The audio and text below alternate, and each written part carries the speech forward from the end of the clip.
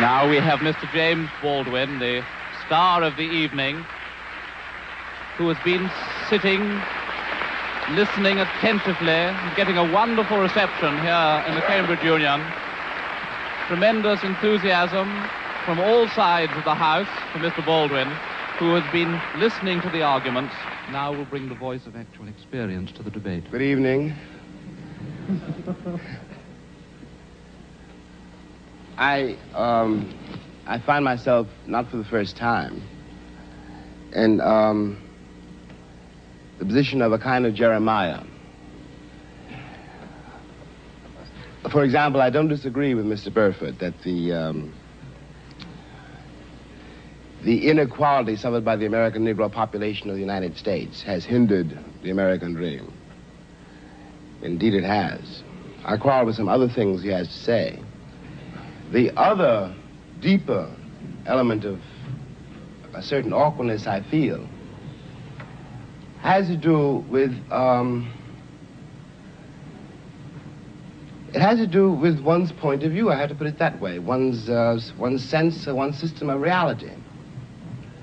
It would seem to me that the proposition before the House, when I put it that way, is the American dream at the expense of the American Negro, or the American dream is at the expense of the American Negro, is a question hideously loaded, and that one's response to that question, or one's reaction to that question, has to depend on an effect on where you find yourself in the world, what your sense of reality is, what your system of reality is. That is, it depends on assumptions which we hold so deeply as to be scarcely aware of them.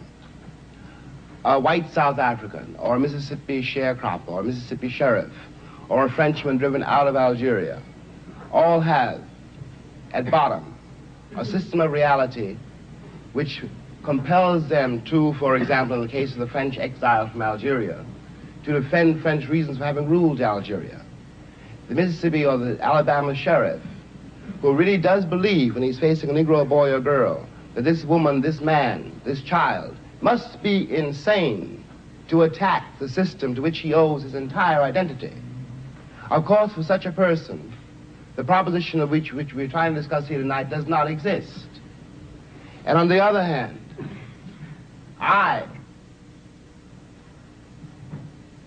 have to speak as one of the people who've been most attacked by what we must now here call the Western or the European system of reality. What white people in the world, the doctrine of white supremacy, I hate to say it here, comes from Europe. That's how it got to America. Beneath then, whatever one's reaction to this proposition is, has to be the question of whether or not civilizations can be considered as such equal, or whether one civilization has the right to overtake and subjugate and in fact to destroy another. Now what happens when that happens?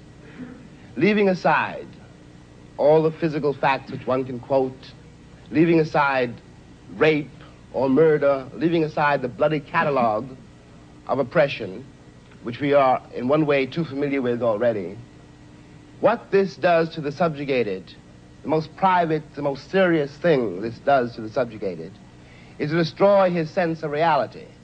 It destroys, for example, his father's authority over him. His father can no longer tell him anything because the past has disappeared, and his father has no power in the world. This means, in the case of an American Negro, born in that glittering republic, and in the moment you are born, since you don't know any better, every stick and stone and every face is white, and since you have not yet seen a mirror, you suppose that you are too. It comes as a great shock around the age of 5 or 6 or 7 to discover that the flag to which you have pledged allegiance, along with everybody else, has not pledged allegiance to you. It comes as a great shock to discover that Gary Cooper killing off the Indians when you were rooting for Gary Cooper, that the Indians were you. It comes as a great shock to discover that the country, which is your birthplace, and to which you owe your life, and your identity, has not in its whole system of reality evolved any place for you. The disaffection, the demoralization, and the gap between one person and another, only on the basis of the color of their skins, begins there and accelerates throughout a whole lifetime, so that presently you realize you're 30 and are having a terrible time managing to trust your countrymen. By the time you are 30, you have been through a certain kind of mill. And the most serious effect of the mill you've been through is, again, not the catalog of disaster. The policemen, the taxi drivers, the waiters, the landlady, the landlord, the banks, the insurance companies, the millions of details, 24 hours of every day, which spell out to you that you are a worthless human being. It is not that. It's by that time you've begun to see it happening in your daughter or your son or your niece or your nephew. You are 30 by now, and nothing you have done has helped you to escape the trap. But what is worse than that is that nothing you have done, and as far as you can tell, nothing you can do, will save your son or your daughter from meeting the same disaster and not impossibly coming to the same end. Now, we're speaking about expense. I suppose there are several ways to address oneself to some attempt to define what that word means here.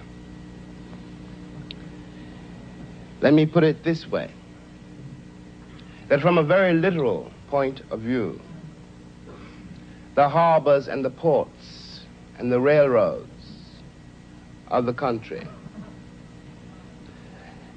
the economy, especially of the southern states, could not conceivably be what it has become if they had not had, and do not still have indeed, and for so long, so many generations,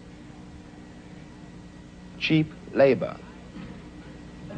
I am stating very seriously, and this is not an overstatement, that I picked the cotton, and I carried it to market, and I built the railroads under someone else's whip for nothing. For nothing. The Southern oligarchy, which has until today so much power in Washington, and therefore some power in the world, was created by my labor and my sweat, and the violation of my women and the murder of my children. This, in the land of the free and the home of the brave. And no one can challenge that statement. It is a matter of historical record. In another way, this dream, and we'll get to the dream in a moment, is at the expense of the American Negro. You watch this in the Deep South in great relief, but not only in the Deep South. In the Deep South, you are dealing with a sheriff or a landlord or a landlady or the girl at the Western Union desk. And she doesn't know